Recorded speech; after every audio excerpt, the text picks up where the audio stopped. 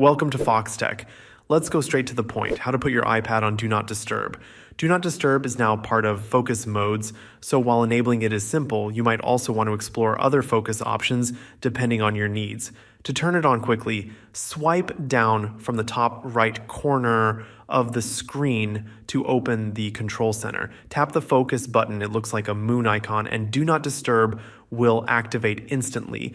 This will silence notifications and calls, keeping your iPad distraction-free. If you want more control over how Do Not Disturb works, press and hold the focus button instead of just tapping it. This will bring up more options, letting you select Do Not Disturb and adjust its settings.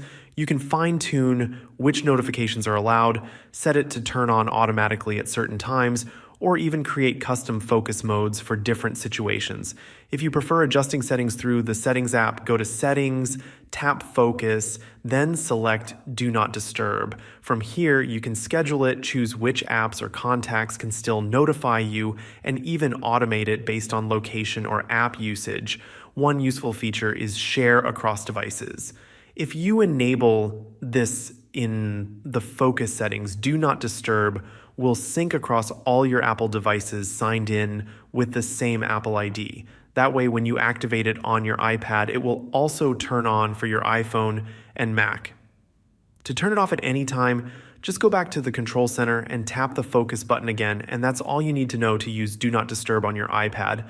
If this video helped, make sure to like and subscribe to Foxtecc for more iPad tips. Thanks for watching and see you later.